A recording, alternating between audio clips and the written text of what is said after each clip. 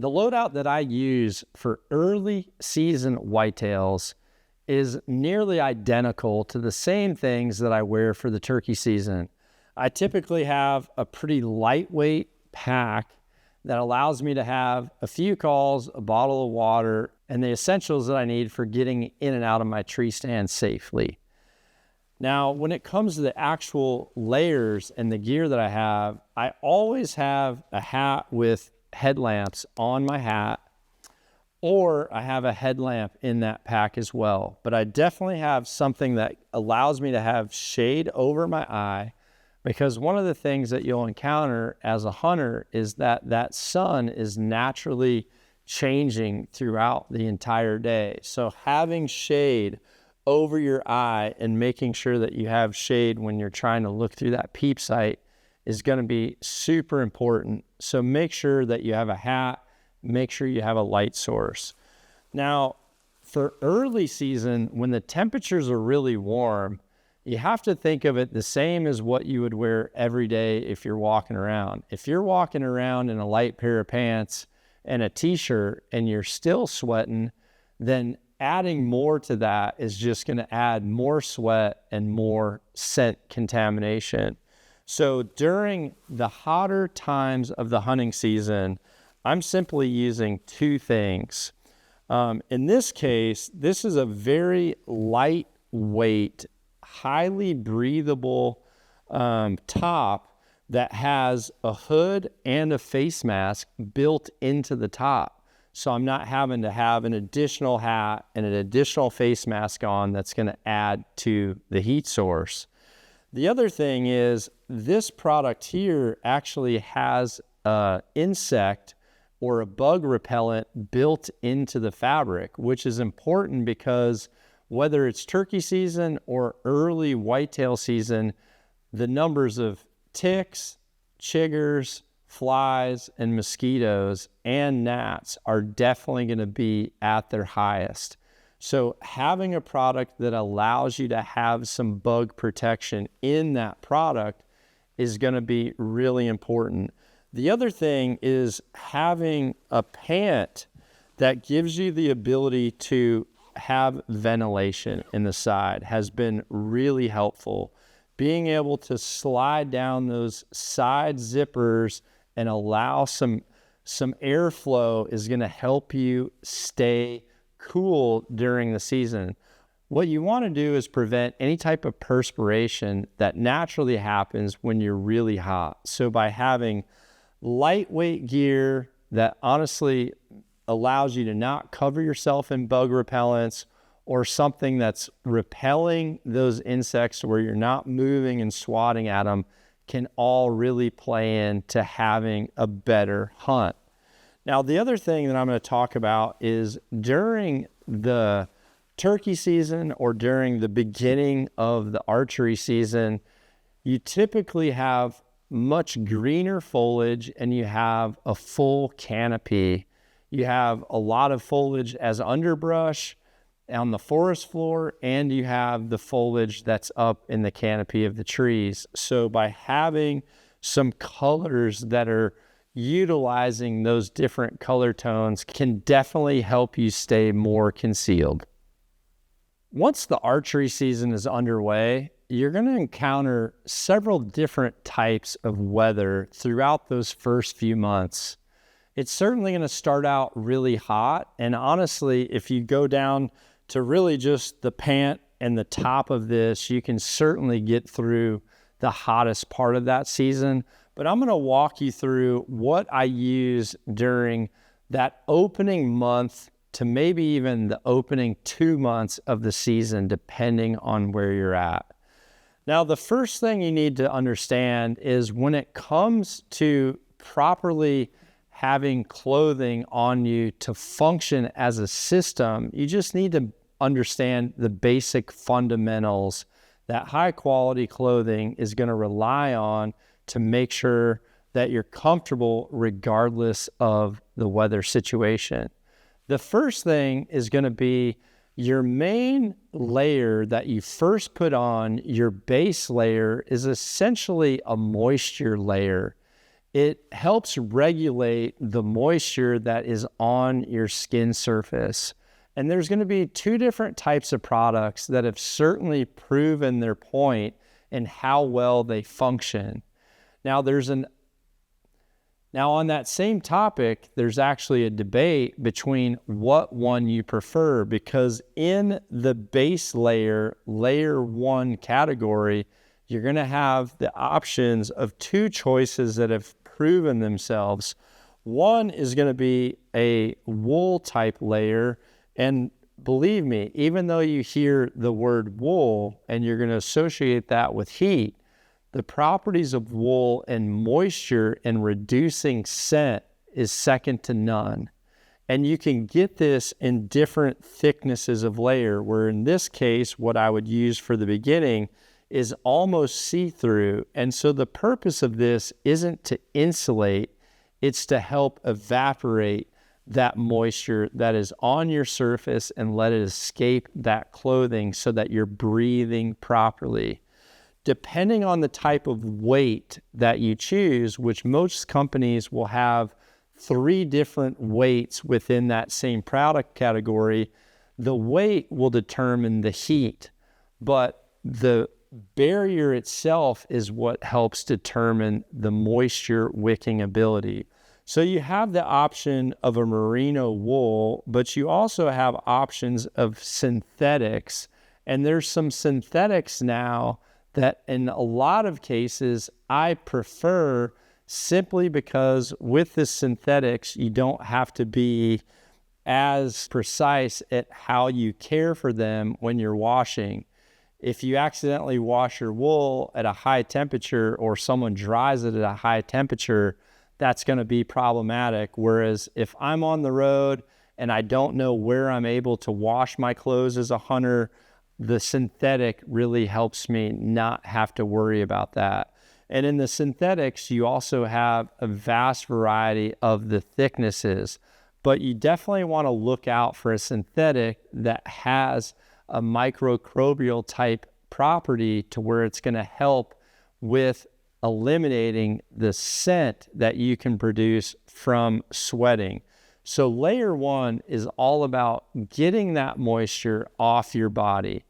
Now, the next layer during this particular season is essentially going to be the layer that I'm hunting in the most, which is going to be my pants as well as kind of a mid-weight top. Now, one of the things that I prefer is a mid-weight top that allows me to have a built-in hood and a built-in face mask on that item, because that prevents me from having to have extra things in my pockets or additional things that are on me. Because typically during this time of year, you're going to be in transit. Even if you're not hunting for whitetail, you're going to be coming and going. So having less on you is going to help regulate those temperatures.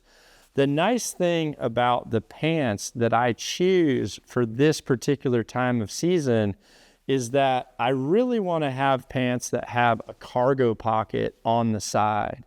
Because one of the things I keep in my cargo pockets are going to be my gloves and also a type of call that I'm going to use depending on the species, whether it's, a box of calls for elk, or whether it's going to be a grunt tube, which I have for me for the majority of the whitetail season.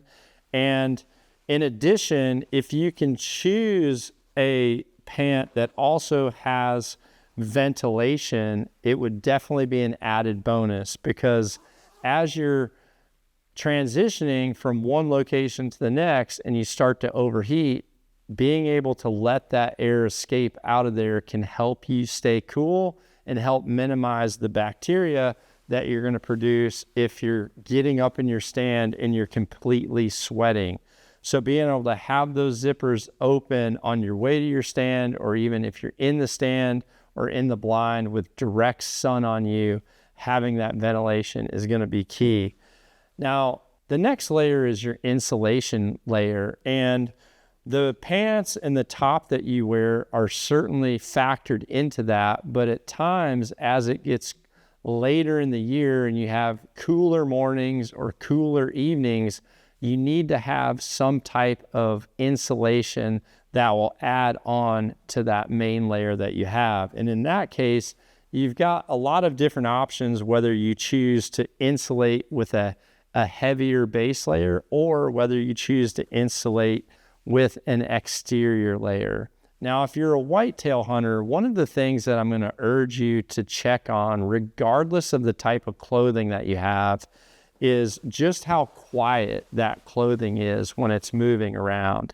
If you have something that's swishing on itself, or, it sounds like a pair of corduroy pants walking through the woods, that is all things that's certainly going to give away your movement and your location. So make sure you find something that is soft and totally quiet.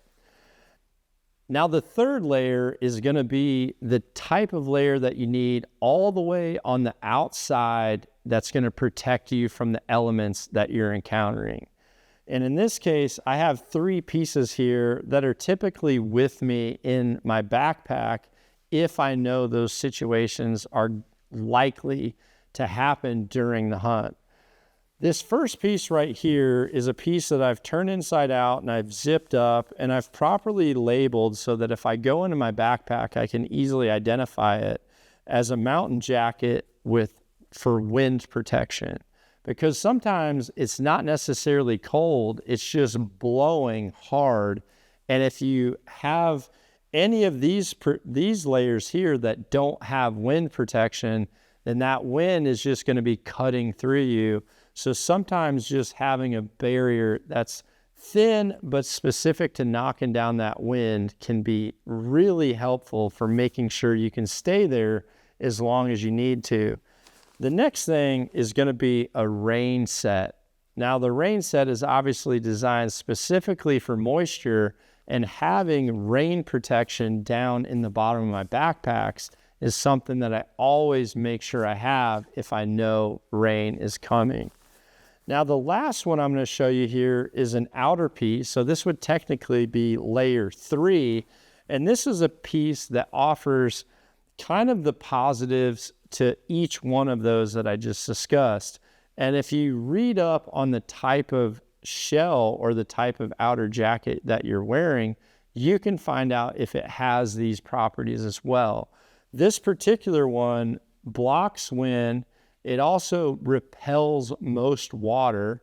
If you're in a sudden rain, you're not going to get saturated. It's not fully waterproof, but it's fully weather. But it is rain. It's not fully waterproof, but it is water resistant. And it also has some added insulation on the inside. So this is the type of piece that would allow me to wear it to where it's not too bulky.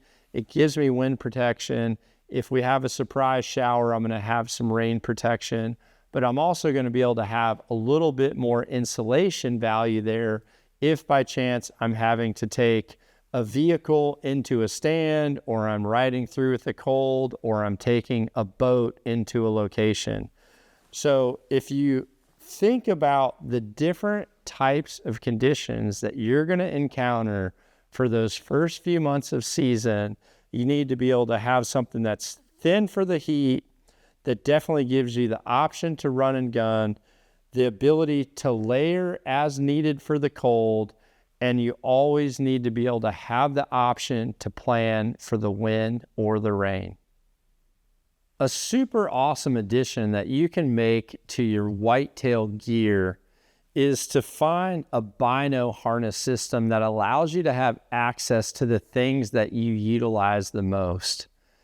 This system that I have here gives me the ability to not only access my optics, but also access my rangefinder, my release aid, and a number of other things. So I just wanted to talk with you about the system that I have and how I have it set up to where I can whitetail hunt with minimal movement. The first thing I have is open access on this right side to my rangefinder, because typically if I'm going to be ranging, I'm going to use my right hand since I'm right-handed.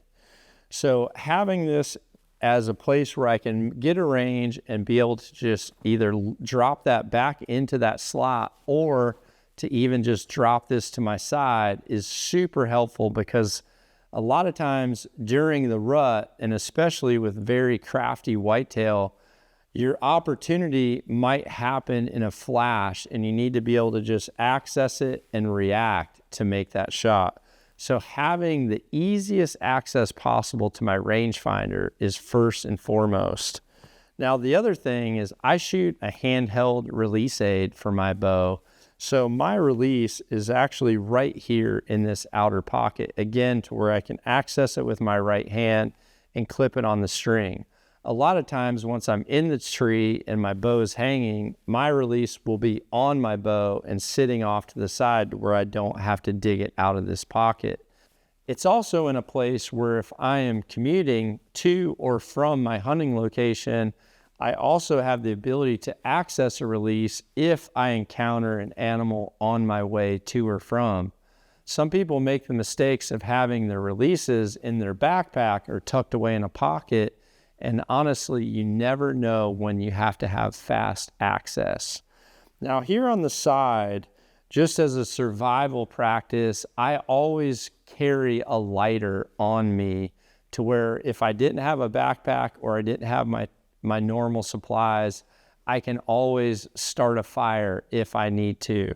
Now, on the other side is actually my face paint, which I use regularly as a whitetail hunter.